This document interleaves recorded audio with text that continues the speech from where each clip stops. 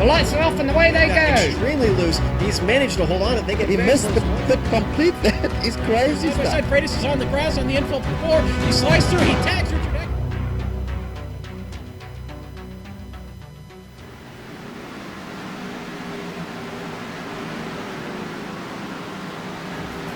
Hello and welcome to sunny Florida for the Homestead 150. This is a penultimate race in the 2016 Premier Racing League Coastal Safety Auditors Grand National Series, and we're going to have all the action live here on the Global Sim Racing channel.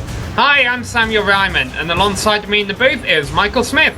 Behind the scenes is our director Joe Peak, and our camera sets are provided by Dougie Beard. Smithy, often when we come to Homestead it is the season finale. However, it's not the final race tonight, but it could be equally as important. Tell us a little bit about this racetrack. Well, I'll tell you what, tonight is going to be an important one just because it's one of the last 3 races that do decide the championship. Obviously, that's the important bit, but also this one can set the basically how you're going to approach that final race in Atlanta. If you've got a bit of a good run, you might play a little bit safe. If not so much, you got to dig hard. Tonight with the progressive banking, 18 to 20 degrees, as you see on screen there, though, a 1.5 mile circuit. You got a few different options. You can run the high side here, you can run the bottom, you can run the middle. The one treacherous bit is you do have some bumps in some different areas here where things tighten up on the banking as far as the line goes as well. You got to be very, very careful about where you put your car, especially when you start getting too wide, you try to exit out.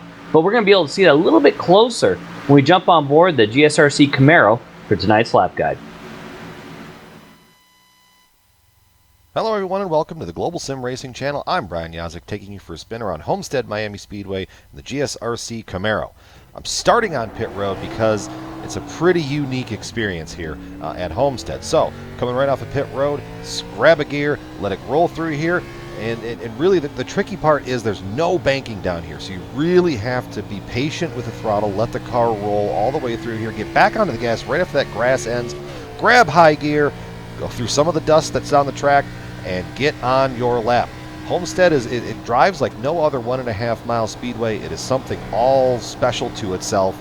I'm going to show you just how to get around here. So coming out to turn 4, let it float up here towards the wall.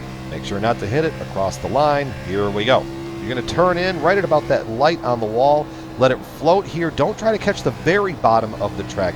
Find that seam right there where you see the 2 different colors of pavement. There's a bump right on the exit of turn 2 that you have to keep an eye on as well. It really makes the car upset. Down here into turn 3, let off right about that white line on the track, float it down here to the bottom, and then it's really going to be weird because you get back onto the gas and you're aiming at the wall, but you don't want to hit it, but that's where the fast times are, and then across the line to complete your hot lap. Now, this is where Homestead gets unique. On pit entry, you have to follow that same road around just like you did on pit exit. So here you go, you're coming off of turn 2, you got a big head of steam, you're telling your fellow drivers, hey, I'm pitting, get it right down here, throw it down into third, let the transmission kind of slow you down, keeps it under control. Hug this left part of the access road, maybe float out in the middle, get onto the gas just a little bit, then hard onto the binders right there, get it down to 50 miles an hour, and you're on pit road. This will complete your track guide around the Homestead Miami Speedway. I'm Brian Yazek. Enjoy the show.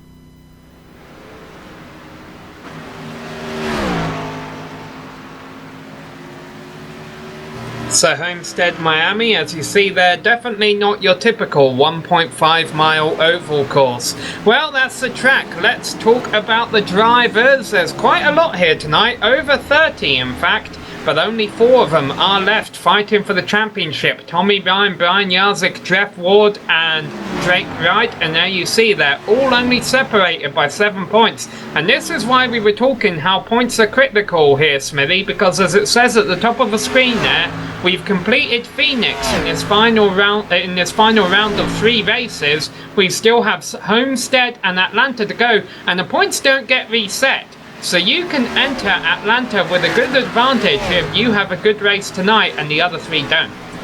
No, absolutely. And as we go through the coverage tonight in the 100 laps that we do here, we're going to be keeping an eye on Tommy Ryan, Brian Yazek, Jeff Ward, and Jake Wright, your 4 chase drivers, your 4 guys going for the championship. You see on screen there, Wright, the furthest one back, 7 points astern from the point lead. We'll be keeping an eye on those 4 guys. They're the ones really going to be racing each other. Keep an eye on them all the way through, regardless of where they are in the pack.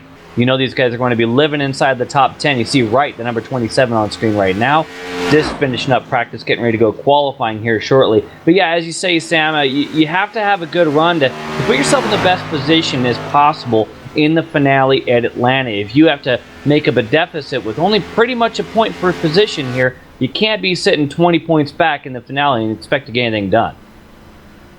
The good news for Drake Wright is that we have a large field, and that means when there's a large field, there's a possibility that he can have a good race and the other 3 can't. For example, let's just say there was a small field, say 10 cars or so, then the worst the top 3 could finish would be 8th, 9th and 10th, so he wouldn't gain a whole lot of points. But with this large field of 33 cars here, he's got a better opportunity, Smithy, to make up points. But it's not going to be easy, because a lot of these drivers, we have 33 drivers here right now, and a lot of new drivers who have came in are really, really good. And all of a sudden, we've seen drivers such as Jake Wright, who were dominating races early in the season, now struggling to fight for top 10s. In fact, it has been 3 races since one of our chase drivers got a win. That was Tommy Ryan at 5 Flags. The last 2 races have been won by Jordan Hightower at Texas and Josh Scruper at Phoenix. So we are going to be in for a very interesting race tonight, Smith.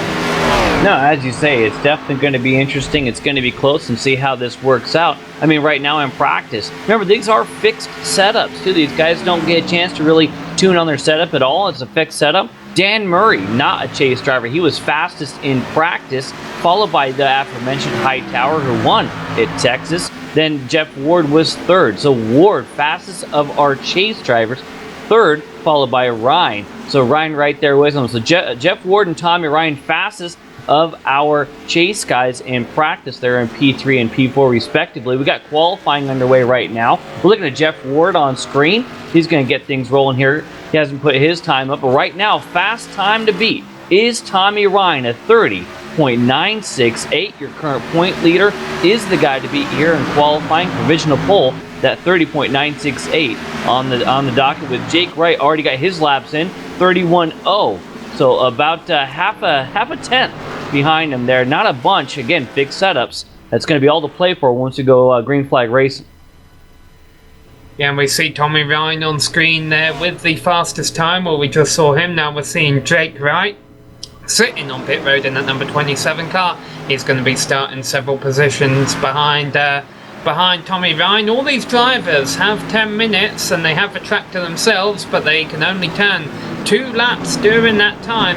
And I wonder, Smithy, with 100 laps of racing and so many cars out there, would we have some drivers, and we always do, some drivers opt to not set a time so that they can start at the back and stay out of trouble early on.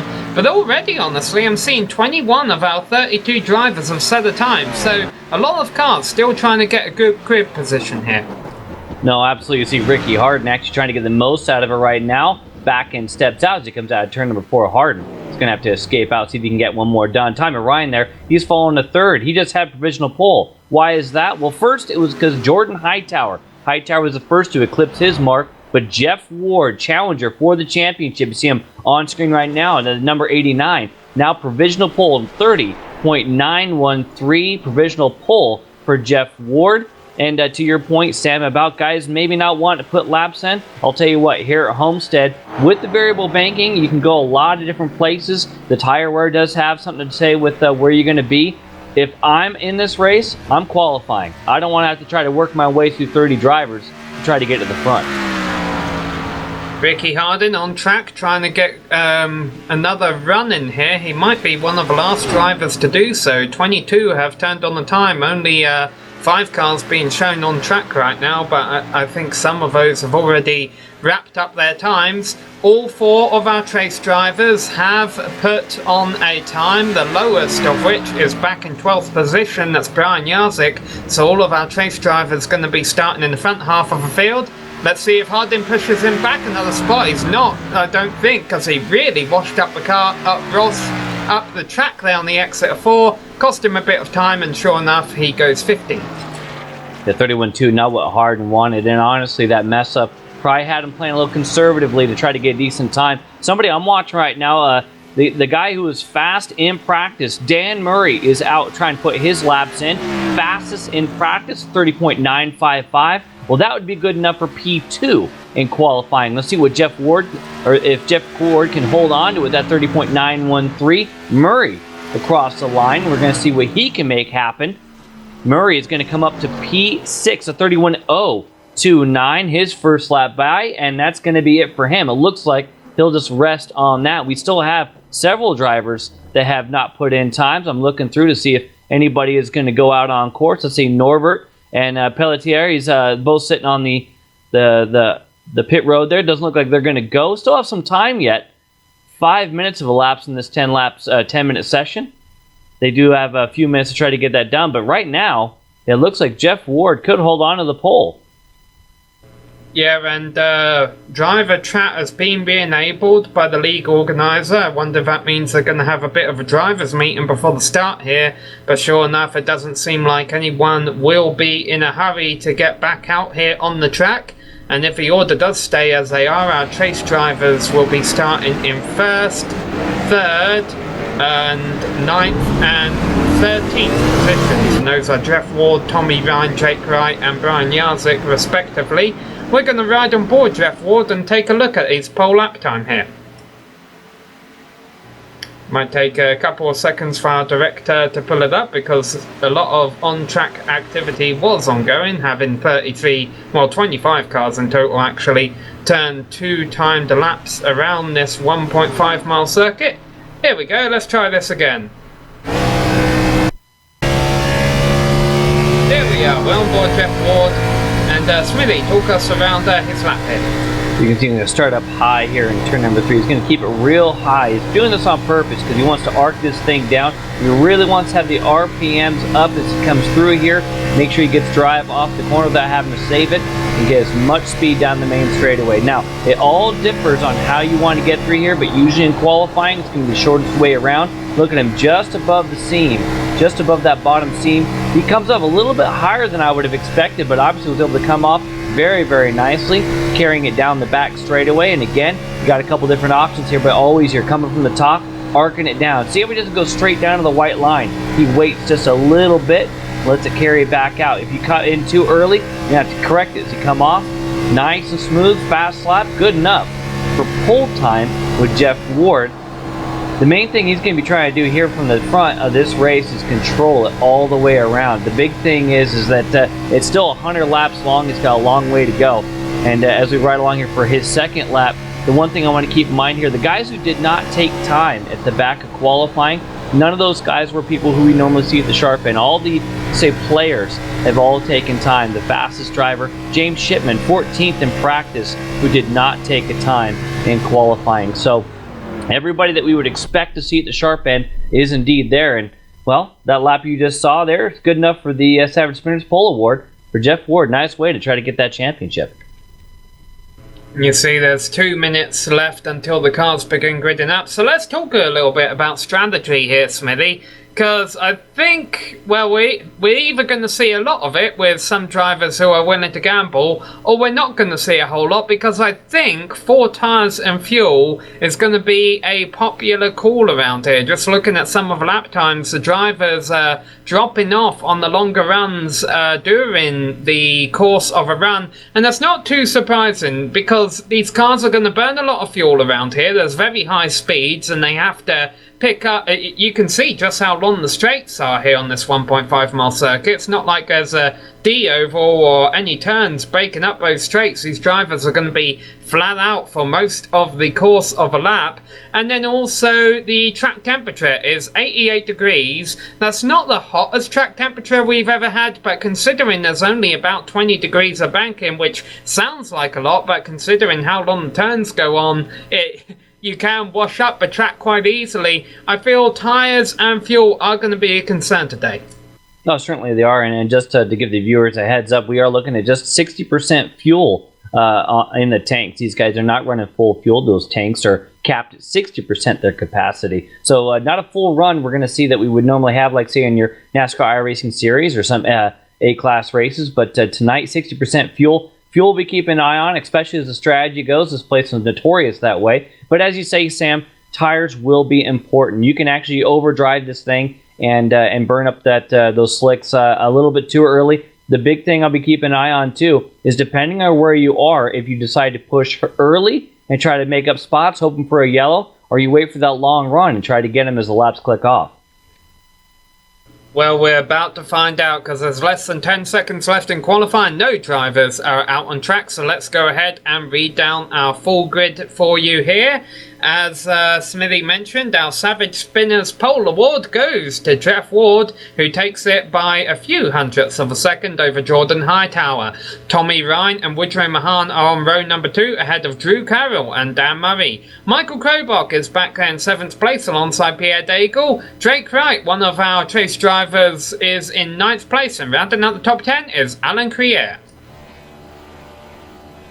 After that, in 11th place, you do have James Krahula bringing things in there in that green number 24. Then DJ Beverly, another front runner we saw much of the year in the 12th. Ryan Yatek, furthest back of our chase drivers, but don't worry about him. He'll be coming to the front in a hurry. Better in the long run than the short run, typically, for Brian Yatek. John Martin, 14th. Don Runkle Jr., 15th. Ricky Harden, we saw him have a bit of a time there in qualifying. He's also very good once the green flag flies. He's in 16th. Chad Coleman, 17th. Adam Littell's in 18th. Paul Pepper, we've seen him at the sharp end before. He's starting 19th tonight. And then Ryan Howard in 20th, Sam.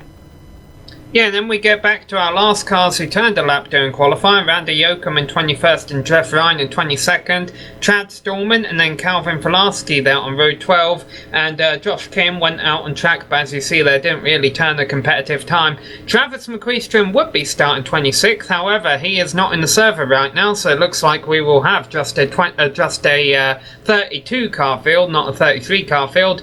Brandon Minnick and James Shipman on row number 14 ahead of Tommy and Marcy and Gerald Livingston. Let's go ahead and wrap up the field here for you because there's only 3 more names. John Wilco, Norman Pelletier and Mark Nobert will be rounding out a 32 car field once you consider that McQueestron is not going to be here. One driver getting an EOL penalty. They will have to start from the rear. That is Randy Yoakum, and he qualified towards the rear anyway in 21st. Now, with the cars starting from pit road here, Smithy, the drivers on the inside do have the option of pulling into a pit stall and dropping to the back. Yeah, they do, and like I had mentioned before, I don't see that as the way to go. I mean, unless you're just not confident in how things went in qualifying and practice. This is a track where getting out there and being able to be towards the sharp end is going to be what you want to do. And as you see on screen, half these guys going down the access road, some going to the top side. One thing I want to point out, pit road. When you come out of pit road tonight, you have to stay on the access road as you come out, and you're going to be exiting on the back straightaway. And typically as you come down pit road, you're going to be looking for that access road on the back straightaway. So coming off of the track, you're going to be looking for pit entry on the access road coming just before turn number 3, where these guys are starting to come up on now. That's going to be something we'll be keeping an eye on as this pack bunches up here for the start. Not all of our 32 cars will be able to take a green flag right away. Chad Stallman lost the connection as they were getting gridded up. He has rejoined the server, and I think he's going to be forced to start from the pits. But honestly, with a large field, if a quick caution does come out, that's not going to be the end of the world from here. Josh Kinn also starting in the pits. He will set to start from 25th. Chad Stallman will set to start from 23rd. Ford Mustang pace car leads him out of turn 4, makes a hard left down pit road. Jeff Ford has control of the field. He's moving. We are racing here at Homestead. What a start for Ward 2. I'll tell you who was not going anywhere was the 22, a Hightower. Hightower was able to hold on to things to slot into P number 2. But yeah, outside lane was not going anywhere. Ryan slots into 3rd. So right now you got chase drivers 1st and 3rd as they head down the back straightaway for the first time. Woodrow Mahan actually getting quite up almost into the wall down there on the back straight, and he is being challenged for 4th position by Drew Carroll, the low line, looking like the desired lane here in the early stages. Jeff Ward leads him around to complete lap number 1. Look at Jake Wright down there. He's trying to make things happen all up the inside. He's going to follow Murray through there. Wright, another one of our chase drivers. He's actually 4th in the standings. He's going to try to get the sharp end. But a little bit further behind him, you see that bright yellow spoiler. There's the yellow on the bottom there. Yellow and blue, that is Yatek already making moves forward as well. So Wright and Yatek, work to do. They're making things happen early here in this 100-lap race.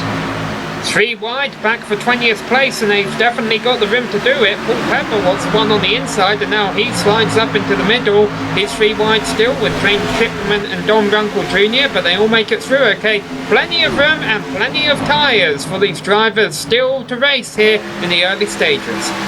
Yeah, we still inside of 5 to 10 laps. After we get about 10 laps into this thing, you're going to start seeing the difference in tires, who was pushing and who was saving. It'll be interesting to see how things work out. As you see on screen right now, it is Runkle Jr. to the inside of the 2.9. Runkle in the 00, the 2.9 of Pepper. Just a lane up. And you're going to be seeing this this variable banking and how this works out, where you want to be. Usually, if you've got a car that's working for you pretty good, that bottom's okay. As you start moving up the track, it could change a little bit. Again, having not driven this spec setup, I'm not sure exactly what they guys have, but you can move your car around just to find out what's comfortable for you. Remember earlier we saw the start, the 22 wasn't going. Well, he's going now. 22 putting the pressure on Ward for the lead.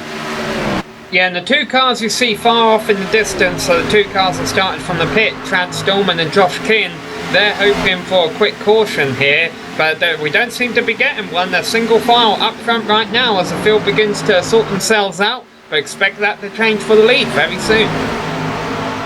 Indeed, it's not going to be too long. A lot of times you're going to see as you head down at turn number 3, get a bit of a run coming out of 2, a little bit of a draft to make things happen. Not enough this time. And you can see both these guys taking pretty much the same line. Just behind him, Krahula to the inside of Daigle. That is Krahula in the 24, Daigle in the 14. Daigle a little bit high. He's going to slot back in. It's position for Krahula. Both those guys, non-chase drivers, trying to work their way up for just a solid finish here. Big finish out the year. Back into the sharp end, though, you start seeing these chase guys start to move their way up. Just in front of Krahula actually is one of our chase drivers, Yatsik. He's now moved himself up into the top 10. 10th right now. Just in front of him, Jake Wright is 7th. Another one of our chase drivers trying to get up inside the top 5. The top 2 guys right now, Jeff Ward, your leader. 3rd place, Tommy Ryan. Top 2 chase drivers right now after 6 laps. Yes, all of them running in the top 10, which obviously is good news for Tommy Ryan, Brian Yazik and Jeff Ward. Not so great news for Jake Wright, who is 7 points back entering this race. He kind of needs the other chase drivers to fall outside of the top 10. Of course, so we still have a long way to go. That could happen throughout the duration of the race. Couple side-by-side battles further back in the field, but nothing happening up front right now. Will get interesting soon, though, when they do catch the lap traffic of Josh Kinn and Trad Stallman, who are definitely not going to want to fall back. Oh, what's going on here? That's on screen. James Shipman. Exactly. Shipman looked like he was having a hard time on the high side, and people tried to avoid him, and just a huge difference in speed that we'll see on the replay. Yeah, we can catch what happened. Jeff Ryan went barrel rolling. He was one of the drivers who definitely came off us a bit.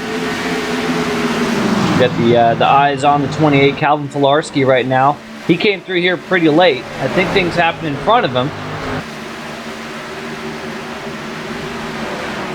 Yeah, looked like Ryan and Filarski both. Look at the ride that Ryan took there. Both those guys going for the same piece of real estate in the center. Big amounts of speed difference between those two.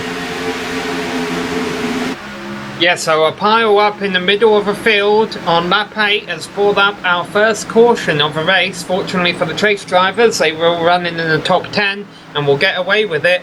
2 cars took a tow into the pits, Jeff Ryan and Calvin Filarski, and while we watch another replay of the incident here, I can tell you right now that Jeff Ward is about to be a really lonely man on the restart, because Jeff Ward has stayed out while everyone else is coming in.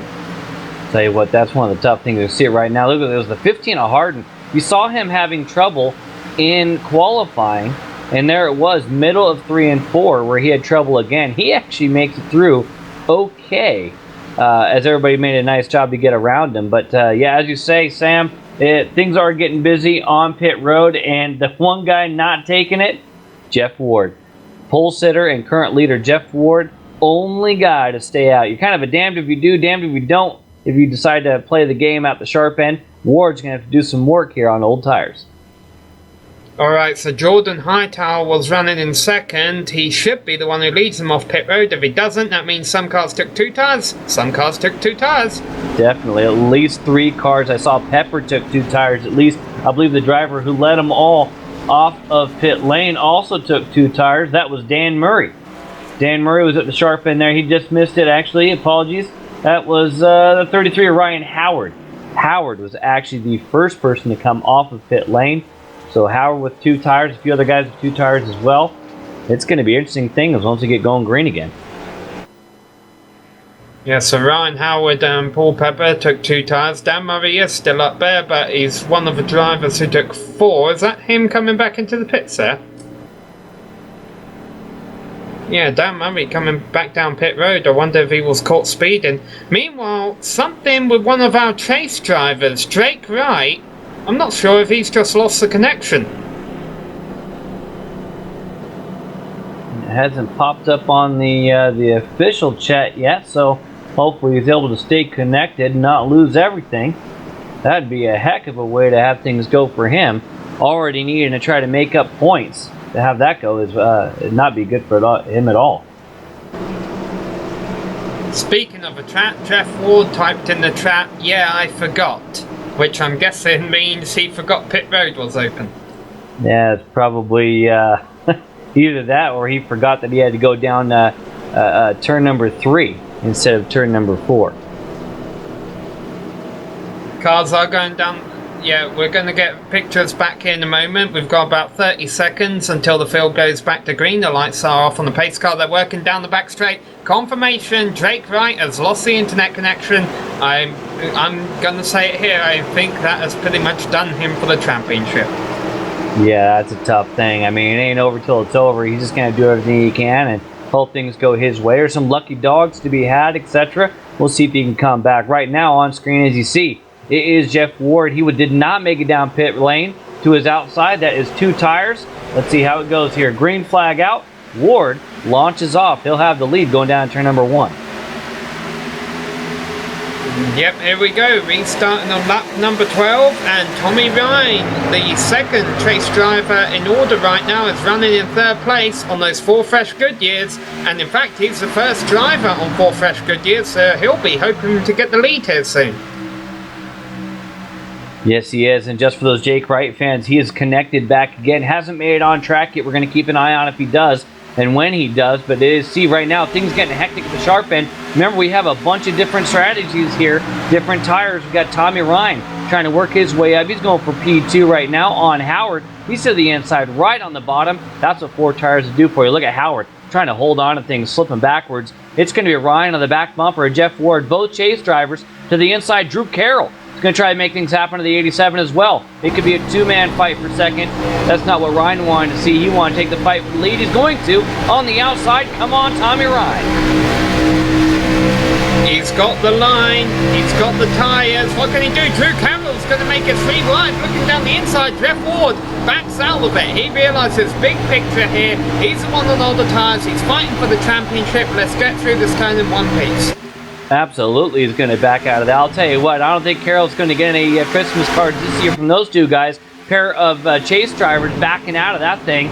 They wanted to make sure they were making through one piece. Well, guess what? 4 tires was the key. Tommy Ryan, your leader right now as a chase driver. That's exactly what he wants. Jeff Ward still holding on for P4, but he's got the fast mover, Jordan Hightower, to his inside in the 22. Drake Wright is rolling off of pit road. He is 3 laps down. So he's got to try and make up those 3 laps and also hope that bad things happen to the top 3 chase drivers.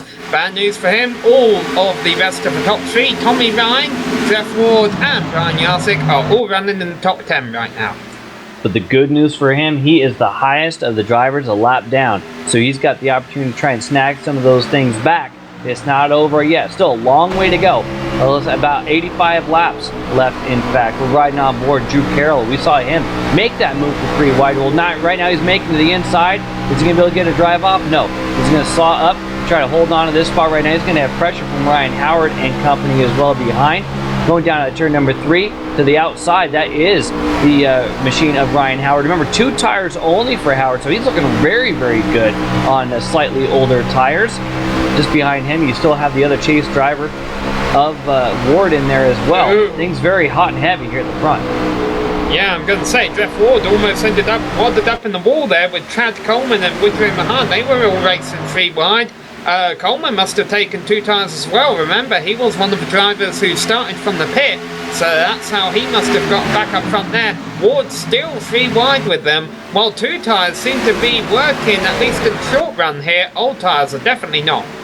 I'll tell you what I don't like what I'm seeing. We're looking at on screen right now. That is P4, 5, 6, 7, 8, and etc. coming on. These guys very, very close. Jeff Ward in the mix there after having to back out of that 3 wide situation. He now finds himself in the Hornet's Nest and not on new equipment. He's going to have to try to play this thing safe. and make sure you can get to the end. Maybe you can get slotted in just behind him, that blue and yellow car. That is Yatsik. So another chase driver trying to get inside this thing. But it went from looking real good to not so hot for Ward in a big hurry. That's how quick things can change here at Homestead.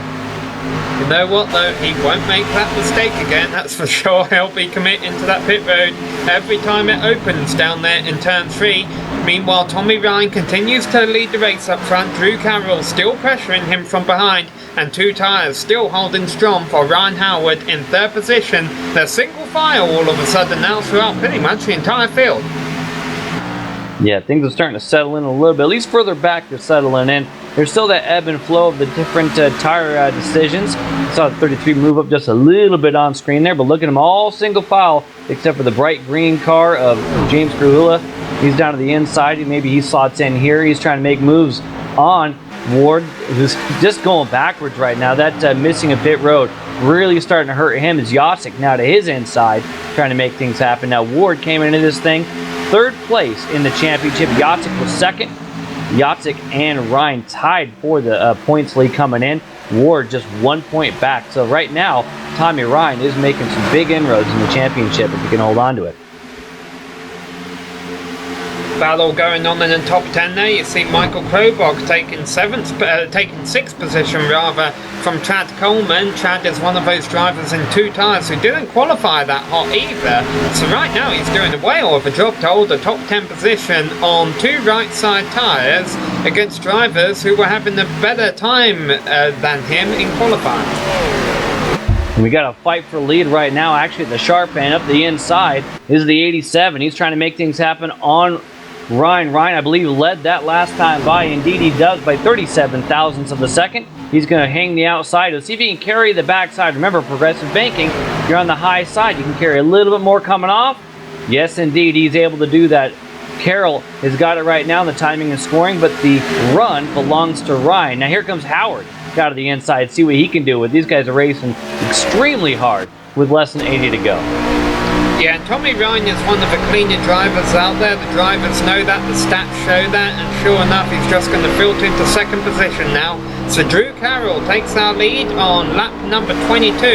Boy, 100 laps as, meanwhile, we have a car in the pits. Chad Stallman, he's got a tiny bit of damage, but he was running at the back of a field. But I'll tell you what, 100 laps is a long race around here, Smithy. That certainly is. We're just coming up on the quarter-way mark right now, and at the front, you're starting to see the 87 starting to hold on to things. Look at how things are fighting right here. A very, very close call there between those 3 drivers there. It's Coleman, Freer, as well as Mahan in that game. You saw the bright green car of Krahula. You see, there goes the 116. That's Freer trying to go to the inside. He's got the 24 trying to come with him as well. They're back there. That is Yatsik. Is he going to make a move on Krahula? He is indeed. He's looking for 9th position on the low side here. Chad Coleman, Alan Creer and Woodrow Mahan all battling in front of him. Actually, Creer and Mahan got a little bit close there, but it's very hard to make a pass in one turn. You've kind of got to work at it. Right now, Yazik's got to regroup and try again because he's still behind Krahula. Yeah, we're going to start seeing the difference in how these guys have been driving. Look at the 07. That is a very, very close call for the 07. Backing things up on the outside. He had to whoa up on the outside. There goes the 45 having to check as well. Very, very close call. Just look like the back end started to step up a little bit. That was a close one. I was just going to say that the tire difference between these guys is going to start to show. Very, very close. They come off the corner. They're now 3 wide again. Yes, as these guys decide how they want to run this thing, tire degradation is going to start becoming a bigger factor. Yazik's going to make it 3 wide. You're going to see a lot more of this fun stuff back here, but when you have championships in the balance, it's crazy to watch. Yeah, I think what was happening there was Chad Coleman was dropping back. His tyres were finally going off and he wasn't willing to give up those positions. He was, and Mahan slides up Creer into the wall and he's going to drop back. Keeps it pointing in the right direction though. Phenomenal job by Creer. That was the 2nd time. Remember, we saw it the lap prior, the 07. That was the 07 of Mahan. He did slide up before, and that's what checked everything up before. This time, as they come up from the center part of the corner, the 07 just starts to come up right there. Phenomenal job by Creer to hold on to that. Could have been a lot worse. And let's cut right over the Randy Yoakams on this. Okay, Randy Yoakam had some kind of moment in turn 3 and 4, and he's actually brought it down into the pits. He was running outside the top 20, I think. Not entirely sure what happened to Yoakam there, but not ideal. Oh, we might get a replay of it here. He had some kind of issue right ahead of us. To the outside of the 56, making things very, very tight. Yeah, he was playing it very, very close to the 56. The 56 moves up. And actually, if we can peel away from this and go live, we're going to be looking at the lead right now. Challenge for the lead. This is Hightower and inside of the 87. These guys have been putting on a show right now. Carroll, who took it from earlier. Hightower, he was P2 in qualifying and now making things happen right now. 22 putting pressure on. We saw him get close earlier and then back off before the yellow came up. But I like what he's doing right now. You look at Hightower. Remember, this is the guy who won 2 rounds ago at Texas. He's backing off on entering. He's getting some runs in the center off. And it's giving him some opportunities. He hasn't been able to complete the pass yet, but he is looking racy. Definitely is taking care of his equipment. Look at 87 drift up high. This is an opportunity for the 22 Hightower to the inside. He could have it by turn number 1. He's definitely alongside him, or I think he pinched it down a little bit too low entering the turn, but he knows better than me. He gets a good run through the centre of the turn. But he has enough racetrack here, and he does indeed. He nicely pulls off a move on the exit there. So Jordan Hightower took it a bit conservative on entry, but really made it pay off on the exit of a turn to take a lead from Drew Carroll. You see a new driver in 3rd place behind him. Krobach has moved up ahead of Tommy Ryan, but do not fret, Tommy Ryan fans. He is still the highest placed trace driver in the race. Brian Jarzik back in 7th. Jeff Ward has dropped all the way back to 15th. And Jake Wright is 28th after we've had some attrition in this race now. Chad Stallman, Jeff Ryan, Calvin Pulaski, and Travis McQueestron all out of a race. I'll tell you what, Coleman, he is a brave man right now. We've already seen the Woodrow Maha machine, the 07, slide up the track before. They were very, very close through 1 and 2. Looks like they're close again through 3 and 4. Very, very close to touching again. It is extremely tight here for the 10th position. Mahan's got it, and it's Coleman who's trying to, Mahan has got 9th, and it's Coleman trying to take it away. He's able to do so now on the outside once again. They're going to have more guys trying to make things happen. And there's contact right there, double contact. Creer into the back of the 07. I wonder if that was from earlier, letting him know, hey, buddy, I'm back, and I'm not terribly happy. Could have very well been the case. It was a great job by Mahan to kind of hold on to that. We'll get a replay of it here. But yeah, I also saw a bit of fender banning going on back in 20th place. These drivers, I think this is an aerodynamic track. I don't know how much they really want to be doing that. I'll tell you what, you have to weigh the option between letting your feelings know, doink, right there, a couple little taps, or having a high speed. Doesn't look like any damage, though, no harm, no foul. Race keep going. I think everybody understands where the other person is, and we got a lot of racing left to go. I'll tell you what, these tires are getting pretty worn at this point. These guys are driving awfully hard. At the sharp end, it is Hightower leading, but we've got to change for second. It is Krobach that's there in second at 38. We hadn't seen that pass, but he's moved himself up in second very quietly, too, I might add. Carroll to third. 33 machine of Ryan Howard is fourth, and then Tommy Ryan is fifth. So it's starting to spread out a little bit with a couple different faces. One guy I want to keep an eye on, though, he's not going for a championship, but he's looking real good. James Krahula. He's slowly worked his way up, and he's done it very, very smooth and all on track. Started 11th, now 6th, and he's got the pressure on for a top 5. Yeah, and then you see the graphic there is that Brian Jarzik is behind him, and that's a good thing that Brian Jarzik is running in 7th and not back around 10th, because Woodrow Mahan and Alan Creer are still getting a bit too close for comfort at times, and if those two do have some kind of incident, we're going to have to go back and make sure that Jeff Ward gets by. Talking about Jeff Ward, he's announced he's coming into the pits this time by, and that makes sense, and Kahula's coming in too. Not sure why Kahula's coming in, but for Ward, this really makes sense because he's limited on fuel. Let's not forget, he's on the same tyres and fuel load that he started the race. Well, look at it this way. We're talking about 35 laps on the books for Ward, and not quite that many for for Krahula, but he's going to take this thing and split it up into one more stop. He's going to go evens from here on out probably. So he'll go about 30 laps or so. He'll do one more stop for sure. So what he's trying to do is try to undercut some of these guys in front of him. You know that Ward has to stop because he hasn't yet. But Krahula, this is an awesome strategy. I like what he's doing. If this thing stays green, look for Krahula to make some inroads. As you can see him coming off there, Krahula underway. Ward is going to come down off the jacks and go as well. Let's see if this thing stays green. We'll see where all these guys wind up. Alan Krier, Brandon Minnick coming into the pits this time by, as is Mark Nobert. And these pit stops are costing all these drivers one lap, so ideally they'd like it to cycle through. Dan Murray also coming into the pit. He had been trying to rally his way back up through the field after we think he sped on pit road under the first caution. Right now you see it is Krobach there on screen. He is second place, the leader. Jordan Hightower in the 22. He's got himself a decent little lead. You see it on screen. That blue nose coming by us right now. That is your leader. Second place, Krobach. And then a little bit more of a gap to Carroll. So right now it's Hightower looking extremely strong here. These last few races of the PRL Grand National Series. He's got a decent lead. He's going to be a guy to watch for because he can kind of see where he's at and have something to burn if he ends up getting held out on these undercuts. And now, of course, one driver who would love a caution right after all of these leaders are pit is Drake Wright. Because everyone's losing a lap, this is actually a way he could gain one of his laps back.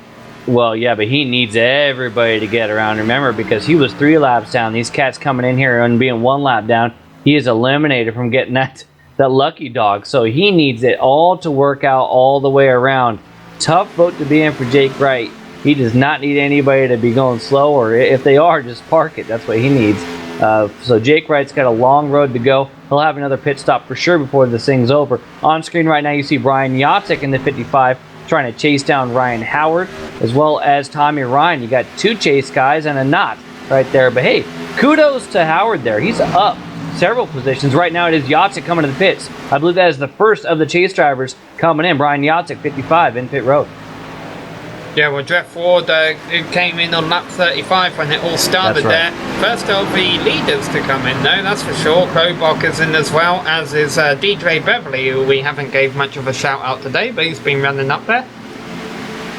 We still got Carroll, Ryan, Howard, Mahan, Martin Shipman, all staying out there. Krobach came in, as you say, now Hightower. I was wondering if that was going to happen. Hightower is in, but look at it, we had it on screen there for a second. A lot of fighting going on. I wonder if that was just a difference of opinion on who's coming to pit road. Krahula coming around here. Remember, he pit early. So Krahula's made around Hightower. He needs to get around one more time. This is going to be close. The graphic on my screen made it seem like someone that got on the grass on pit entry, which is something we're definitely going to have to watch out for, because I've seen it happen before. I think it's happened in real life as well, where some drivers have just came way too hot down onto the apron on turn 3 and then drifted over the grass, and in some scary instances back out onto the racetrack. There it is, Krahula out of turn number 4. Hightower still on the jacks. I think that there he goes. Krahula to what will probably be the lead. That is what an undercut will do for you right there, guys. First person to get fresh tires. He goes real hard, gets some big gains. James Krahula, huge gain for him. Ryan Howard is out there. I believe he is still trying to make his way around. Indeed, he is not pit yet. Remember, Howard only took 2 tires before. He's either hoping this thing stays green for a while where he can play some strategy, or maybe get the caution, excuse me. That would be the best thing for him right now. But Krahula with a huge gain. He's now up to 4th with certainly some people got pit in front of him. Look at this hornet's nest right here. Yeah, all 3 drivers in front of him have yet to pit, and they're running very slow on the track. Ryan Howard, John Martin and James Shipman. You talk about the chance of a caution coming out. Well, it's very high at times like this when there's a big difference in the pace between the drivers on the racing circuit. Now, of course, the drivers who haven't pit yet, their hope is that when they do pit, yes, they will have lost a lot of track position, but during the next round they'll be a lot faster. Boy, Josh King almost came down on Norman Pelletier in turn 3 and 4. That almost got ugly, and Widgery Mahan's trying to get by them.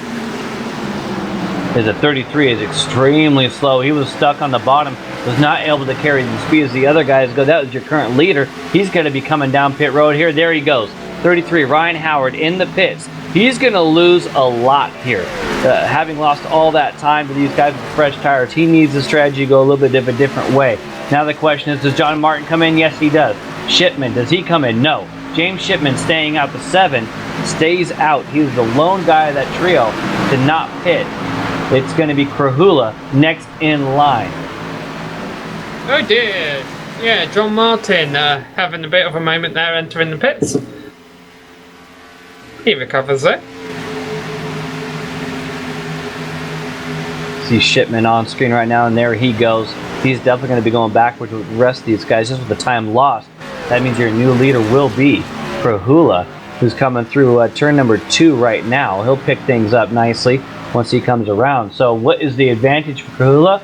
Well, Krahula's he's got probably 4 seconds. 7 seconds or so over Hightower, who was the leader, and he was a good chunk behind him at the time.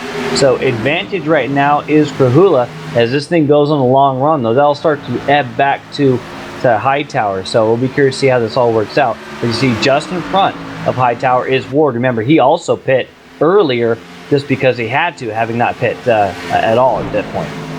Yeah, Krahula has a 4-second lead over Trad Coleman in second, and then Jeff Ward is in third place. Like you say, all drivers that pitted early on in the cycle, the problem is, how much is that going to hurt them in the long run here? Well, of course, the advantage they have is it's not always been that easy to pass around here today. So right now, even though they're just a slightly bit slower than the cars behind them still have a burden of having to try and find a way by them. However it's worked out, I'll tell you this much, it's definitely looking good for Jeff Ward right now, who was running back almost down the 20th position, is now back up into third place. Our other chase drivers, Brian Jarzik in 8th, and Tommy Ryan, the big loser in that cycle, at least for now, is in 12th. He'll be hoping that newer tyres will get him back up there toward the end of the run. That's a huge point, as you just made there. Tommy Ryan, 12th place right now. He's a cat who was leading earlier. But there's been some ebb and flow. We've seen as we're just shy of halfway. We're coming up on halfway here in a couple of laps. Remember, it was Jeff Ward, pole sitter, leading the way. And then after missing pit lane on the first cycle of pit stops, he's had to work his way back up. All things not finished, though. Remember, he's off sequence to the rest of these guys. So it could still happen. Could still happen for some of these other cats. We'll see what happens once the cyclists come through. One thing these leaders are going to have to put up with is Drake Wright just came back out on the track after his off sequence pit stop, and he's going to be running a lot faster than these leaders and trying to get one of his laps back, because I think he's 4 laps down now. It looks to me like we might have some difficulties here. I'm not seeing anything on my screen. Sam, are you?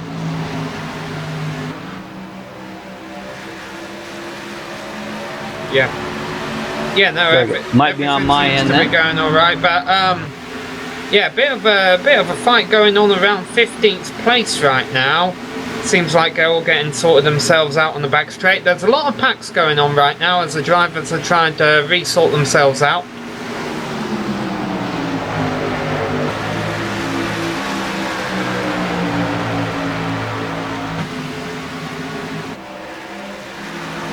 Meanwhile, Michael Krobach has just gotten by Jeff Ward. We've been talking about how these tyres, the difference in tyres is paying off. Jeff Ward has now dropped back to 5th place. He had been up there to 3rd place thanks to his early stop, but now he's beginning to fade back. Still a big win in the long run though, considering the fact he had been around 15th place before this all started. And the other thing is, we've got to consider these laps have ticked off quite quickly since most of these drivers were in the pits. Round of stops actually started around lap 35. Well, we're already on lap number 53 right now, our leader James Krahula. So we're only about another 10 to 15 laps out away from another stop. Change for 2nd place, Jordan Hightower now goes by Chad Coleman. Yeah, he's been on the move lately, and he's going in the forward direction in a big way. And just to give you an idea of how much forward he's going. I just looked at James Krahula's last lap by. 32.394 is what Krahula did. Now, he came in the pits, got his service done lap 35. Now, if we look at Hightower, his last time by was a 32 dead with that pass, a 32.0. So almost 4/10 advantage for Hightower. The last time when he made surface was lap 41. So 6 laps difference. We're going to start seeing the difference in tires right now with Hightower currently 4/10 to the advantage. Looking good on his end. Meanwhile, another Trace driver, Brian Yazik, just picked up a spot. He moved by Alan Creer for 6th position. There's going to be a lot of shuffling going on during this run, and in fact, if we go back to Alan Creer, we see him being passed by more cars, being one of the earlier drivers to stop, it would appear, as Drew Carroll and Dan Murray are moving up on by. Yeah, we've already seen some pretty big action out of some of those guys. I remember it was Alan Creer having those issues and saving it coming off the wall. Right now in 9th, he's got Tommy Ryan just behind him trying to make inroads. Unfortunately, heading somewhat in the wrong direction. We still got 45 to play or so coming up here, so still plenty to work for. As you see, he's going to try to make a run coming off of 4. Ryan to the inside of Creer. That is 9th position for Tommy Ryan. Yeah, and let's not forget, we had talked about how he dropped back to 12th place. Well, it's paying off for him now because he's running several tenths faster than Dan Murray in 8th behind him. Drew Carroll 7th ahead of him was also an early stopper, so maybe won't be able to get by Drew Carroll here. But sure enough, it looks like in the long run everything's going to sort itself back out. But of course, every time there's a pass, you've got to keep a half an eye that the car on the bottom lane doesn't wash up into the car up on the high side like we saw earlier, as Jeff Ward, I can tell you, has just taken 4th place from Chad Coleman. Man, I'll tell you what, guys, I've been keeping an eye on P2 Hightower. He is flying.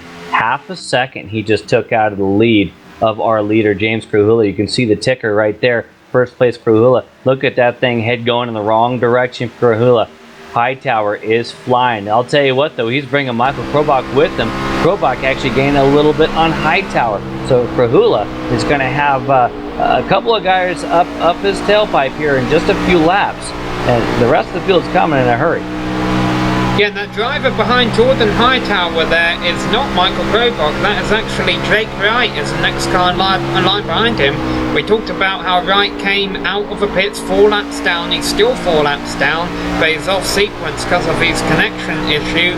So he's on the newest tyres right now, and he's going to try and pass these leaders to get just 3 laps down, while at the same time not trying to interfere too much with their battle for the lead. The problem Wright has right now is there's other cars a lap down now. He would have needed a lot more cautions earlier on than this to try and get any hopes of getting back on the lead lap. Yeah, as you say, Sam, he's going to be hard-pressed to getting back in this game, especially with just about 40 laps to play. And speaking about how many laps to play, once we start getting inside of 30 or so laps, maybe even a little bit more than that, you're going to start seeing the pit window open and seeing some of these guys make their last run. On screen right now is Jake Wright making his way around Hightower. Remember, he's a different sequence, fresher tires, but Hightower is going to catch Krahula dang near by the end of this lap right here, and we're going to see a fight for the lead. It probably won't be a fight for very long, but as I say, about 10 laps away from starting to see pit strategy open back up. We're about to see 2 Trace drivers fight for position. I think that'll be one of the first times today, as Trev Ward is slowly but surely falling back into the clutches of Brian Yazik. This is still a big win for Ward to be up this high, considering the fact that Yazik have been running in the top 10, whereas Ward have been back around 15th before this round of stops. And now I can tell you, Brian Yazik is making the pass for 4th place on the number 89 car. Tommy Ryan not too far behind him. He's just worked his way into 7th by Chad Coleman. Yeah, and on screen right now, we're actually looking at the back of Krahula. Here is Hightower. He's going to have a little bit of a run. He's going to probably wait either for entry, but my guess is exit of 2. He'll probably just try and back off. A little bit higher line. Get a run in the center. Here's the run. And see if he can do anything coming off and get something down at turn number 3. Maybe a little earlier. Up the inside. Yep, here's the run. Well, he's got the lane, but it's not the desired lane. He could very easily wash up the track, and Kahula's aware of that. Hightower takes it easy on entry. We saw this happen before early in the race where the driver on the inside does that to try and get a good run on the exit. Hightower not able to complete the pass yet, but right now he's just trying to get alongside Kahula. Much better run through the inside the turns 1 and 2 there. He might be able to clear Kahula by the exit of the turn. Sure enough, he's going to do that, but will Kahula attempt a crossover? Yes, he does. It goes to the inside. Now the question is he going to even go for it because he's got a little bit older tires. Being on the outside here in 3-4 is actually a little bit better place to be a lot of times here. You see that kind of a little bit darker line up there. These guys move up past that patch as they go up towards the wall. The one thing I want to point out, we may not have said it earlier, 1 and 2 is a little different than 3 and 4. You don't take them exactly the same. There's a few bumps right here as they go by them in 1 and 2. Kind of arc this thing a little bit late, drive it off the corner. You take it a little bit differently as 3 and 4. But right now, the guy to beat, Jordan Hightower, Kahula second, Probox in third, Yatsik fourth. Fourth is the highest of the chase drivers right now. Just behind him is Carroll. And then Ward in sixth. The next of our chase drivers, Tommy Ryan, as you said, Sam, he's moved up to seventh. All these chase drivers are now inside the top 7, aside from, of course, Jake Wright had those connections issues earlier. Yeah, and Tommy Ryan is going to get Jeff Ward for 6th place very early on here. And let's not forget that Tommy Ryan and Brian Jarzik enter this race tied on the points lead, with Jeff Ward 1 position behind them.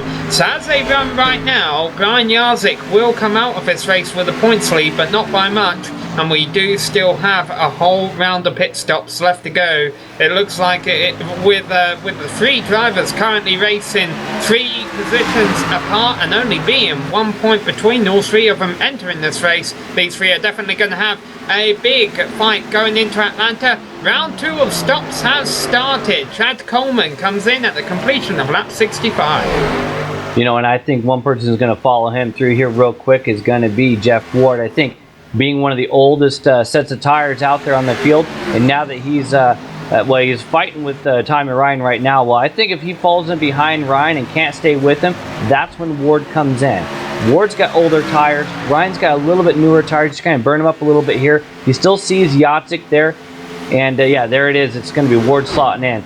I think Ward comes in here very, very soon to try to undercut these other 2 guys and see if he can get a little bit of advantage. Remember, oldest tires for him. He's got to roll a little bit of dice. Dan Murray brings in a few cars at the completion of lap 67.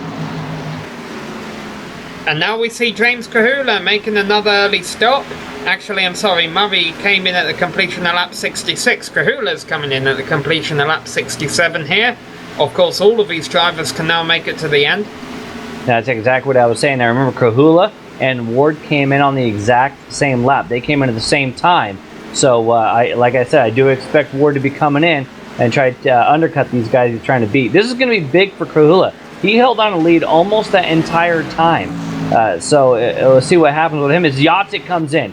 This has got to see these other guys coming here. Yatsik is in.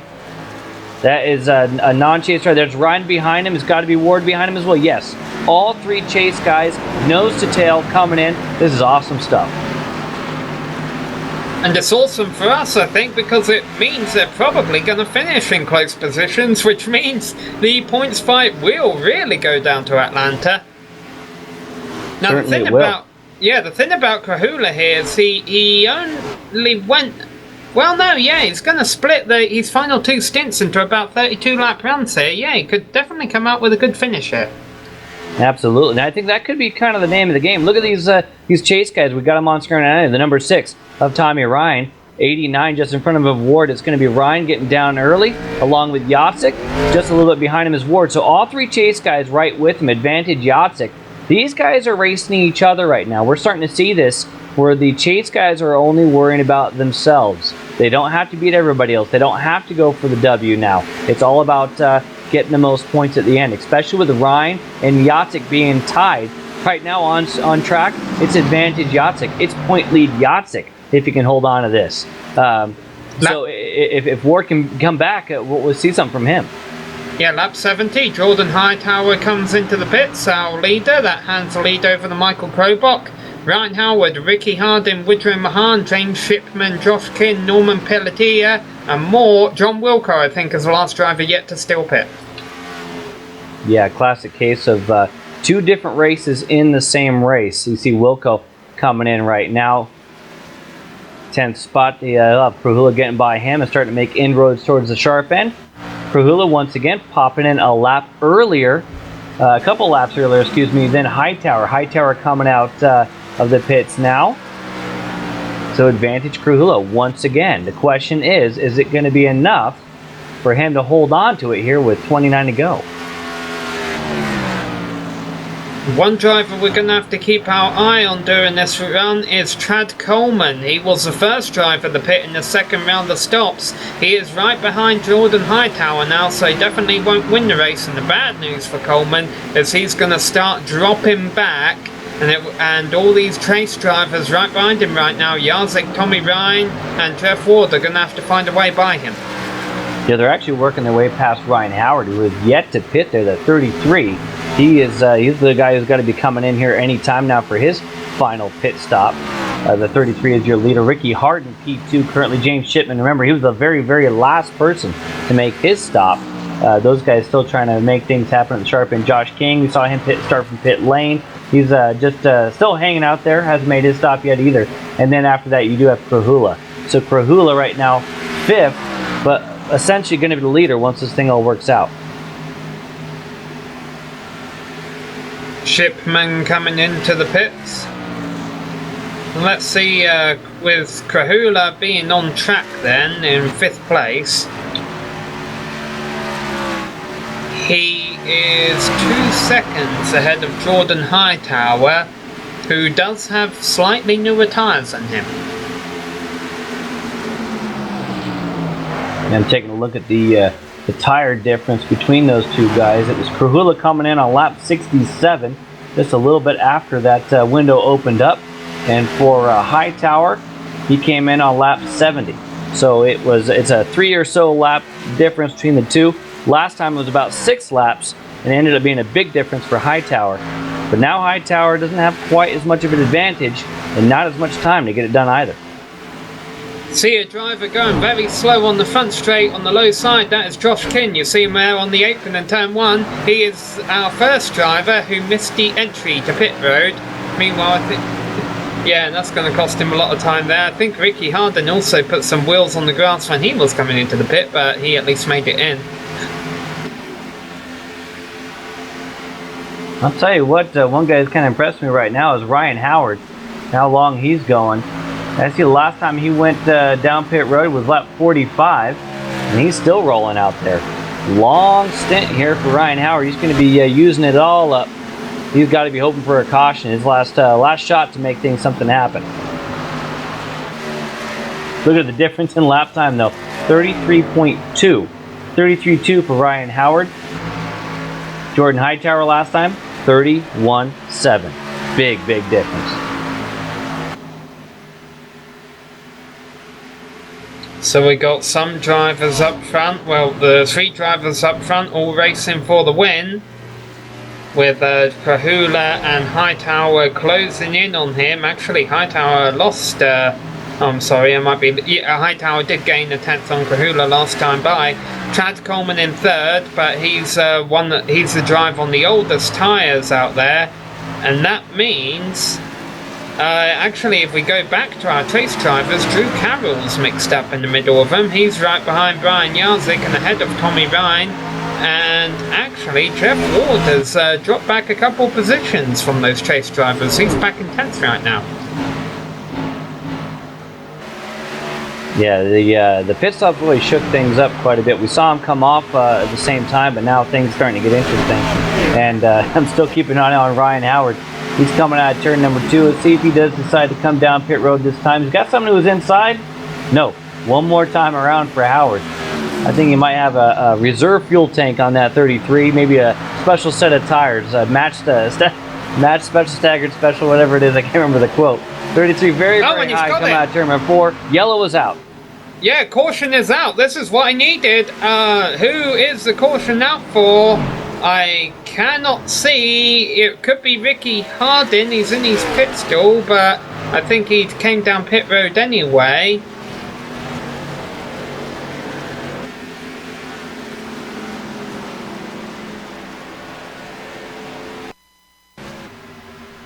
Got a replay up here. Might have something.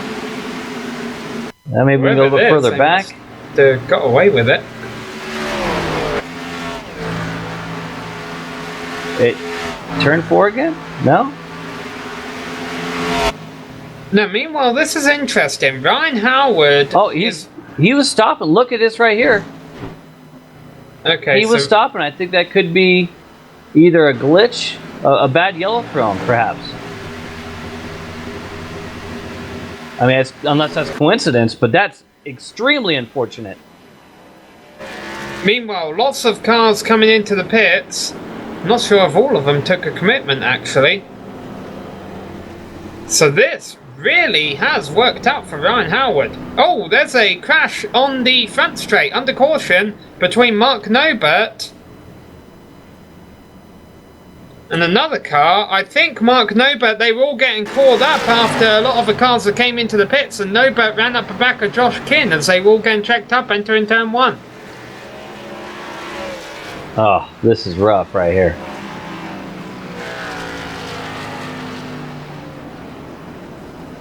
Oh, now of course, the big problem for Ryan Howard here is other cars could have taken 2 tyres after having just pit, whereas he had to take 4, but it looks like everyone took 4 tyres.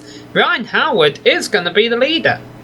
Yeah, this worked out huge for Ryan Howard. I love the strategy. I've done it myself. It's definitely a Hail Mary kind of move, but when it works out, you know, you're a hero. It was the only chance he had, too. I mean, being a little bit further back, he's done it twice. One of the awesome things, he qualified 20th. So this is the strategy it's working out for him. He's had good pace once he's been out there.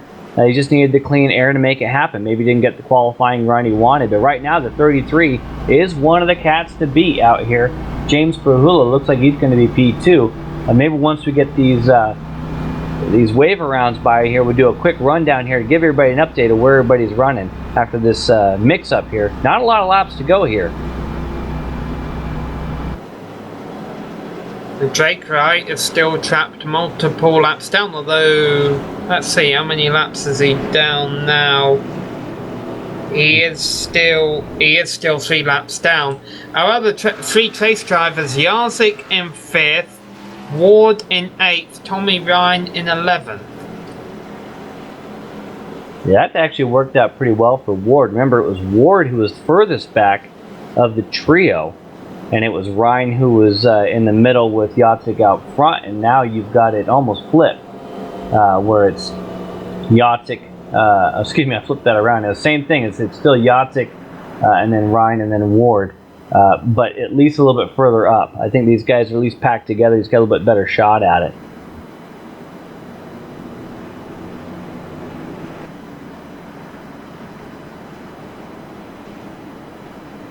So Ricky Hardin is out of the race. Gerald Livingston has retired. Now a lot of waiver rounds are being handed out, and the caution flag has been thrown out so these drivers can regroup, and there's not any more incidents under the yellow here. That means we'll get the restart at the completion of lap 84 with 16 to go. No green, white checkers in iRacing, so they could be racing until only about 4 or 5 laps left to go with Howard and Krahula up front. And it's going to be very interesting seeing what happens back there with the chase drivers. But let's not forget how this race started when all of these cars were on 4 fresh Goodyears as they are now. They were 2 and 3 wide for a few laps. And I think we're going to see a lot more of that in this final stint here. Well, absolutely. The other thing is, when we started this race, you didn't know how long you had to go, right? You knew it could have been that you're going to have a short run because of a caution. We did have a short run. Remember, we had pits after about 10 laps or so. We didn't know if it was going to go long, though. These guys know this is only going to be about a 15 or so lap shootout. 10 and change, if you think about the fact that caution flag could end this thing early. Speaking of caution flags, some people I know are not going to be happy with that yellow if it was indeed for Hardin pulling down the inside. I can't say that anything bad about that. It looked like he was calling it a day. I don't think he knew that a yellow was going to come out. But as the caution lights come off the pace car, we're going to go green next time by. Let's run down this thing here real quick so you guys get an idea of what we're looking at. Pole right now, at least starting things off from the first starting spot, number 33. That is Ryan Howard after that very, very lucky break on the yellow. he's going to have James Krahula to his outside. Jordan Hightower has been fast all day. He is the inside of row number 2. Third place, Chad Coleman also lucked out on the pit strategy. It was one of those early stops. He was able to get the undercut down. He's now on the outside, been fast all day. And then a chase driver, Brian Yatzik, followed by Drew Carroll, also been at the sharp end. Dan Murray's making things go his way in 7th place. Michael Krobach in 8th. Then another chase driver, Jeff Ward in 9th. DJ Beverly 10th. And that's going to be your top 10. I'm trying to look further down. I think we might have had an issue with Tommy Ryan. Perhaps he came in the pits. He's going to start well behind here, Sam. Yeah, the last car on the lead lap in 21st place. So that was our advocate through the field, taking a look at the top 10 there. A lot of drivers getting the wave around under this caution. Hard to honestly say who our coastal safety auditor's lucky dog was. But don't worry, we're probably going to get another one with the amount of hard racing that we're about to see here. Ryan Howard has control of the field and they're all getting bottled up on the high side because Chad Coleman was really trying to get going and Krahula didn't get a great start. So they're 3 wide back there as Howard runs away. Guy I'm going to be looking at here is time Ryan through the field, but first let's keep an eye on Yatzik P3. He moves over to the inside. This is a big move for him. Yatzik, this is going to be a huge chase driver in 3rd place right now. 3-4 wide here behind him, making things very interesting as Murray up to the inside, 3 wide. Coleman to his inside is going to back out. Look at Ward coming to the outside of him. All kinds of racing going on here with about 15 laps to play. Yeah, Dan Murray trying to make a very aggressive move down the back straight. Didn't work out though. Good thing is at least no cars were torn up in the process. Ryan Howard continues to lead there to Jordan Hightower, Brian Yatzik, James Krahula and Drew Carroll as they go through turns 1 and 2 again. Tommy Ryan still yet to make any progress at the back. Here's a battle for the lead. Hightower on the 22 to the inside. That's going to be Howard on the outside. Guy in the spot trying to make things happen behind him is going to be Yatzik. He's not afraid to go 3 wide. Up the hill comes 22. Is it going to be 3 wide? Yatzik is going to hang tight. I don't think he's going to go for it here. I thought he might. It's still Howard on the outside in the 33. He's going to pinch down the 22. 22 has been very good riding on that white line. Look at Yatzik. He's going to run coming off. He might have something for these guys. Krahula right there with him as well. Yeah, meanwhile, Krobach had to get out. Oh, and Hightower almost gets into Howard there. Krahula had to get out of it on the back straight, and that almost led to a few 3 wide scenarios. I think the reason we're not seeing Yatzik make a move here is because he knows he's the highest chase driver. He's having a great points day here. The last thing he wants to do is get wadded up, but all of a sudden, the door has opened for him. He's looking on second underneath Hightower. Washes up a bit there. 1 car in the wall exit in turn 2. Hard doubles DJ Beverly, but keeps going. Keeps going, but the right side is pancaked pretty good on that machine. He's going to try to hold that outside, let everybody get by. Hopefully no issues. We're getting pretty bunched up further back because there's a bit of an accordion going on. I think everybody's going to continue on their way, but still, meanwhile up front, a little bit of a slap there. Looked like Ward very close against the outside wall. And they're checked up. Contact there between the 87 and the 89, and again behind him, that's Coleman. They all keep going, but another close call here for a chase driver. Yeah, Ward really wants to get out of this pack. He's got Krahula underneath him. Now he's getting a good run on Krahula here. He would love these guys to get single file unless he was making a pass. And he is trying to make a pass on the outside of Krahula here, and I think he's going to pull it off. Boy, Ward, his strategy has worked out for him well today. Yes, sir, it was not a good call at the start of a race when he didn't come down pit road, dropped him back to the field. Meanwhile, talking about the front of the field, here's where Ward was earlier. Now we got a new driver as Hightower is challenging Howard again. Hightower is challenging again, but this time I think it could be catbird seat for Yahtzee. These guys are burning up equipment in a big way. The one thing that scares me a little bit is that they are racing as hard as they are. They do that pinch down move. Now, there's nothing bad or illegal about that, but there is some risk. If the guy to the inside gets a little loose, you got nowhere to go, and it's really easy to get connected. We've already seen that before. Well, now it is Hightower in the 22 up the inside. 33, that is Howard on the outside. This time he's going to duck down underneath, and here comes the run from the Yahtzee in the 55. Yahtzee could have his opportunity right here.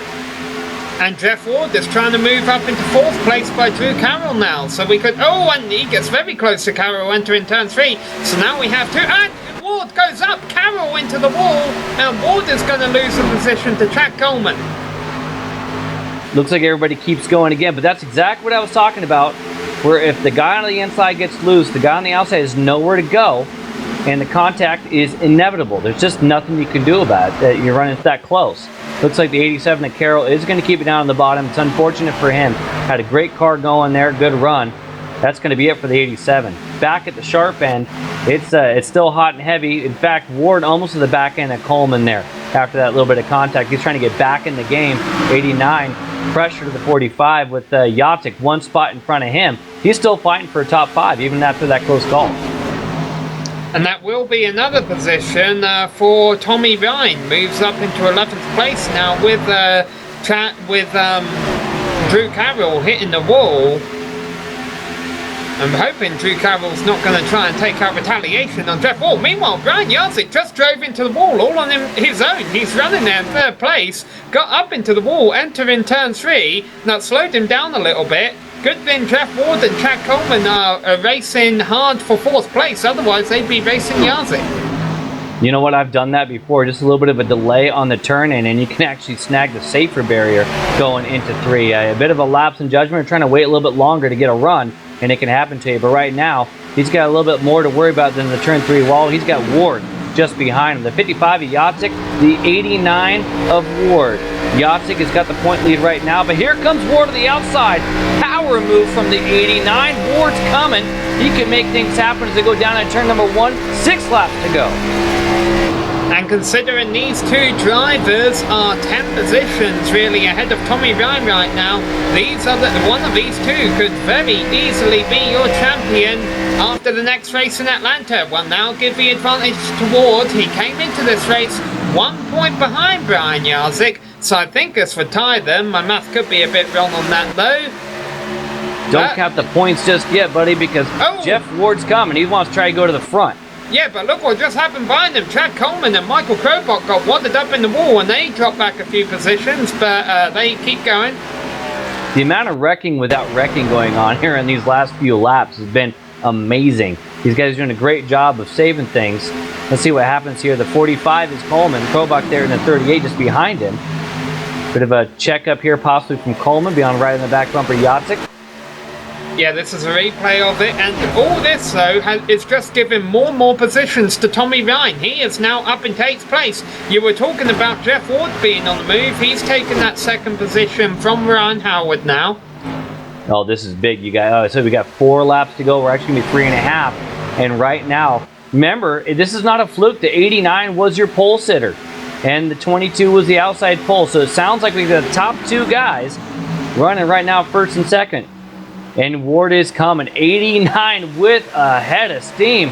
Is it too much, though? He really carried it off. No, he holds on to it. 3 to go at the line. Here comes Ward. Look at the inside. Caution would end it. Jordan Hightower 1-2 races ago for Jeff Ward with Brian Yazik still mine back and forth. And the caution is out. That will end it. Jordan Hightower is the winner. Norman Pelletier is spinning on the front straight, as is Tommy Amasi. That is going to end the race. Jordan Hightower wins. Jeff Ward, I think, will be your point leader heading into Atlanta, but not as much as he wants to be. Wow, that is not going to make Jeff Ward very happy. He really did look like he was the guy to beat. You see on screen right there. Just looked like a loose car coming out of 4, nowhere to go. So that's unfortunate. You see Pelletier coming off, a little high. Tap the wall, loose. Yep, that's all it was. That's really too bad. That's really too bad for both Norman. Had 18th spot there, but Jeff Ward was coming, and for him to not get the opportunity and for us to be robbed of an awesome finish, oh, that would have been exciting. So we mentioned Jeff Ward will get 2nd and Brian Yazik will get 4th. Tommy Ryan will get 8th. And right now, Drake Wright is in 23rd. It remains to be seen if he'll gain any positions due to these incidents. Now, here's something interesting. Drew Carroll is going around the pace car because he's got the Coastal Safety Auditor's lucky dog. It doesn't mean a whole lot right now, but let's go ahead and see our dog Brutus, because we haven't seen him today. As the drivers take the white flag here. There you go. Congratulations, Drew Carroll. As we give a little bit of screen time to Brutus there. He's gotten a couple of them there. He's about three yellows today or so. We didn't get a chance really to look at him because we were keeping an eye on the front and the fight that was going on up there. But I want to give huge huge kudos to Tommy Ryan and the work that he was doing from worse than 20th. He worked his way up inside the top 10 with an 8th place with some 3 wide moves, some smart moves though, and huge move. That was a championship drive to try to come from 20th to have a shot at a good finish. So kudos to you, my friend, and hopefully you got a replay you want to share with people, because that's going to be a heck of a ride here for those last few laps. Meanwhile, I think we may have jumped the gun on the boot of lucky dog there, because we saw Don Runkle Jr. in 20th position ahead of Carroll getting the wave around there too. Hopefully, of course, Carroll doesn't come around and take Jeff Ward out. I'm not saying he will. I don't think he's that kind of driver. But of course, he's probably not too pleased about the incident there, and we'll have the opportunity to talk to Jeff Ward about that and more after the race, which is about to end right now as they come out of turn 4 behind the pace car. Jordan Hightower is going to cross the finish line and take a win here at Homestead. Phenomenal run for him, and one of the best drivers all day. Great fight between him and the guy who just went up next to him, the 33 there, as well as Ward. And we'll get a chance, as you say, to talk to him. Phenomenal race here, guys. Well done. So we're going to take a quick break. We will be back with a full race rundown and driver interviews on the GSRC. Don't go away.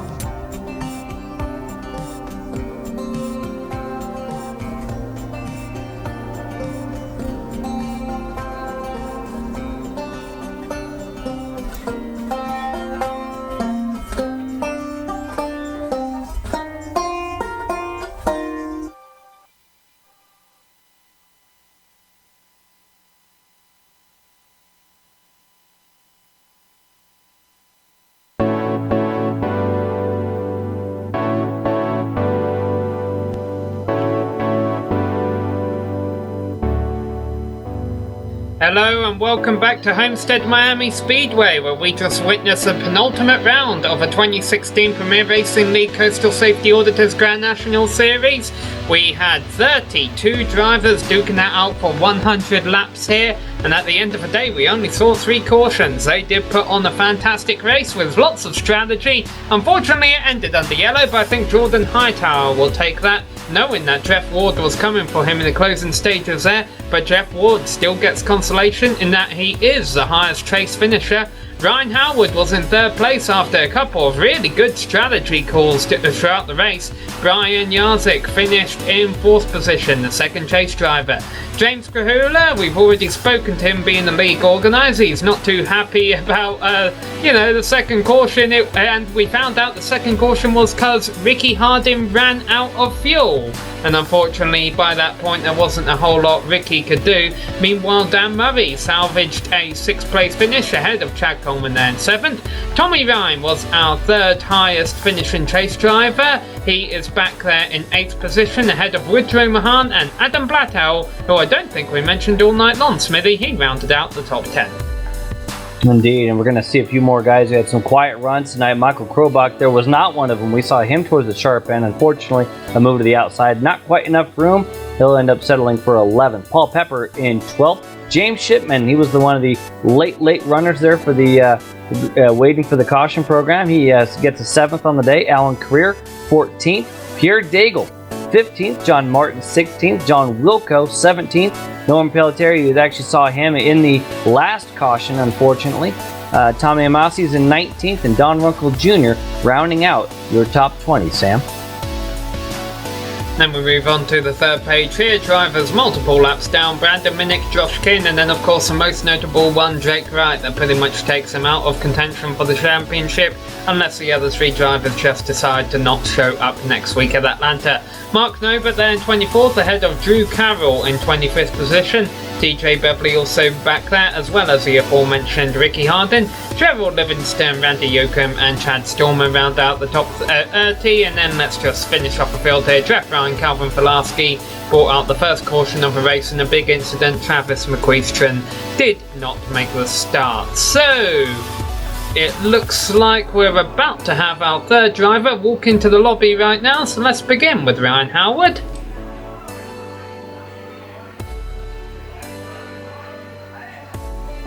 Ryan, congratulations on a 3rd place finish. You definitely made some good strategy calls there after starting in 20th. Yeah, thanks. I didn't know we were on broadcast tonight. We got pretty lucky there, taking 2 tires early in the race. The car actually handled better on 2 tires. I was surprised. It felt really good. And then I just got lucky there. That caution flew when we were getting ready to pit the next lap. So definitely worked out in our favor. I'm just not very good on the short runs. So congrats to Jordan Hightower. Yeah, it looked like there was a lot of good racing out there with the strategy going on, and also the fact we had a large field without a whole lot of incidents. What was the best you could have hoped for? You said you felt you got lucky at the end there. Were you trying to walk out of here with a top 10, top 15? Yeah, I didn't really know what to think. Them guys short pitted those 2 runs, and it kind of caught me off guard the first run. I didn't expect to lose that much time when I came out 11 seconds back or so. So I knew once they had short pitted on me the first run and nobody really stayed out with me that I was in trouble going forward. But like I said, it worked out there. The only hope I had to finish top 10, I think, was getting that caution, staying out leading, and we were getting ready to pit there, like I said, the next lap. So got pretty lucky. It was a good race. Just coming down at the end there is quite the battle. They're trying to stay on the high side and not wreck us all, but Jordan did a good job and kind of stayed with him there for about 3 or 4 laps on the high side, drove it in real deep, and he just, like I said, it's not one of my best tracks, so he definitely got the best of me there and got a 3rd place out of it. I thought Joe Ward might have something for him too, but caution came out there at the end. How difficult is it to race around these chase drivers, not really wanting to interfere, I'm sure, with the championship battle? It is, unfortunately I didn't get to race in the series as much as I'd like to this year, so Yeah, I think all the guys know that I'm real respectful, and I do my best not to try to run up the field or anything like that. So, but at the same time, you got to run for it. You show up to win. So, just gotta mind your P's and Q's and try not to get in anybody's way too much. I think Jeff could have easily passed me at the end there too, but I kind of gave the spot to him because I thought he'd have something to get the win there, and unfortunately the caution came out with 3 to go. But that was kind of my way of letting him go to battle it out for the win there. So it's always fun. All right, well, thanks for coming to talk to us, Ryan. You say you don't like this track. We hope you like Atlanta. Maybe we can be speaking to you from Victory Lane there. We'll see. Definitely one of more of my favorite tracks, so appreciate it, guys.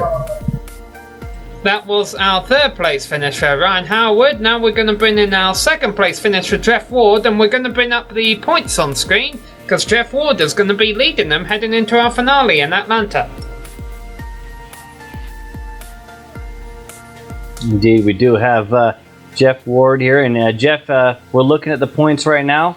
You got the point lead going into the final race. Brian Yacek 2nd, a couple points behind you, with Tommy Ryan 3rd, 5 points back. But before we start getting into the rest of this, coming into tonight, you were 3rd, 1 point back. What was your thought process coming into tonight, and what was the goal?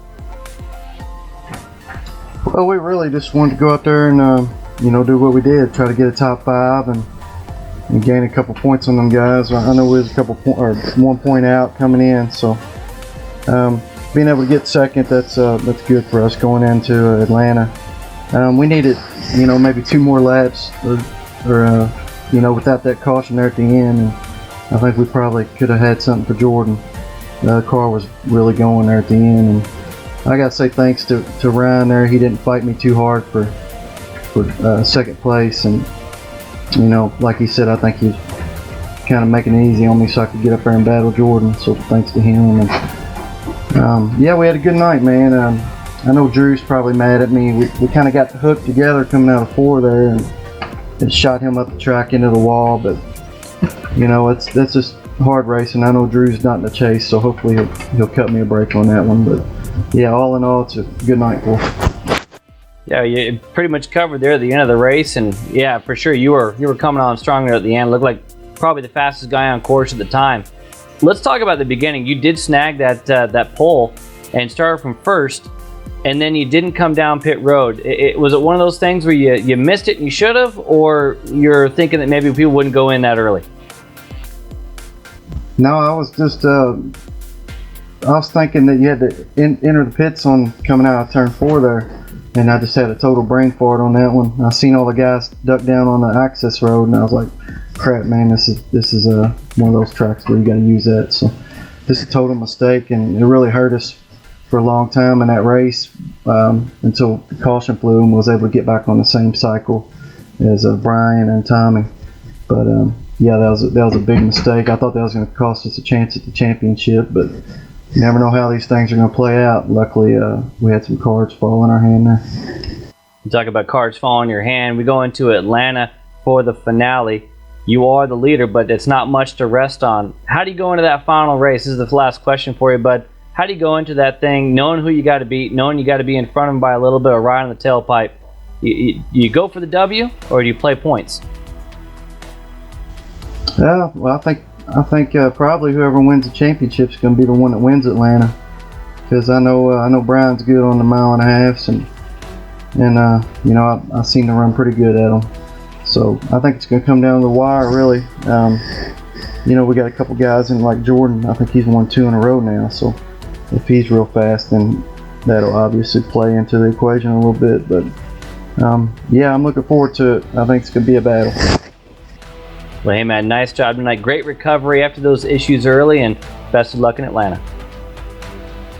All right, thanks, guys. All right, Sam, that was Jeff, 2nd place and new point leader right now. I think you've caught up with our winner.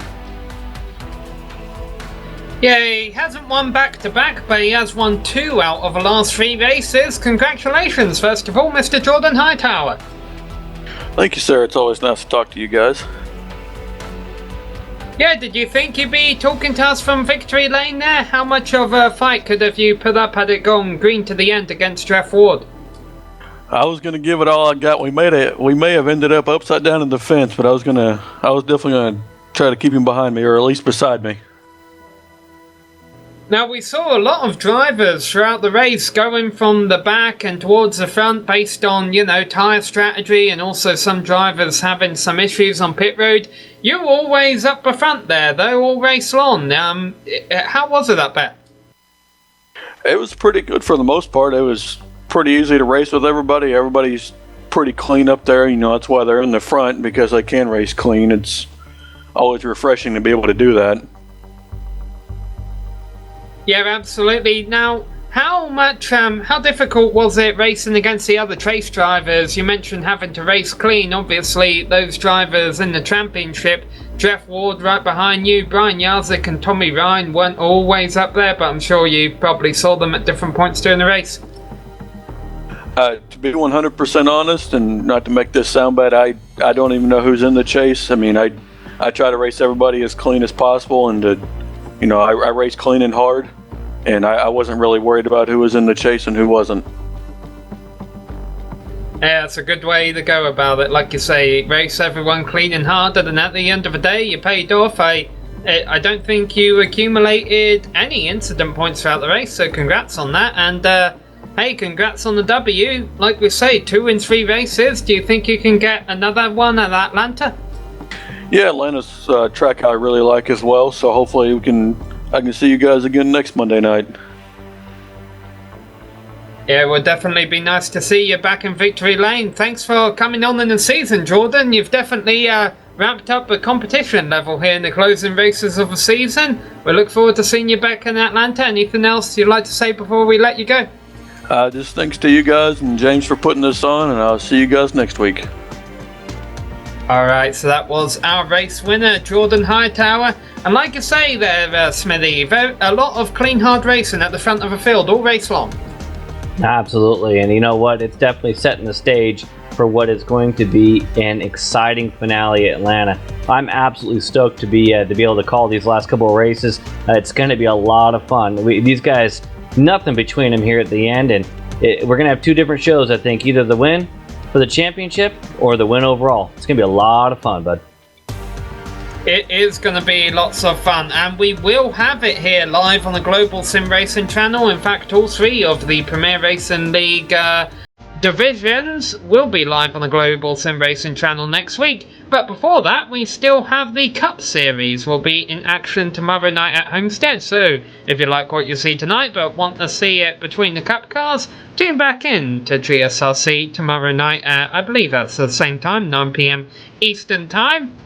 Before we hand up the mics and get ready for next week, we've got some people we'd like to thank, including the organisers and the competitors in the Premier Racing League Coastal Safety Auditors Grand National Series for coming here tonight and putting on a fantastic show. We would also like to thank the makers of the various software and hardware that you see listed on your screen right there. Thanks to the team today, Smithy, Joe Peak and our camera guru Dougie Beard. If you'd like to find out more about GSRC, you can find it at globalsimracingchannel.com, along with archived races and upcoming broadcasts. We're also on Twitter at GSR Channel and Facebook at facebook.com/globalsimracingchannel. A special thanks also goes out to Eric Atcom and Casey Lalonde to provide us with our music. You can buy Eric's on iTunes and Spotify, and Casey's at caseylalonde.bandcamp.com. All of our upcoming races for our other series are now on screen, so be sure to check those out. Mark them down on your calendar and don't miss another second of exciting racing action. But until next time, race clean, race hard, and we'll see you on the track.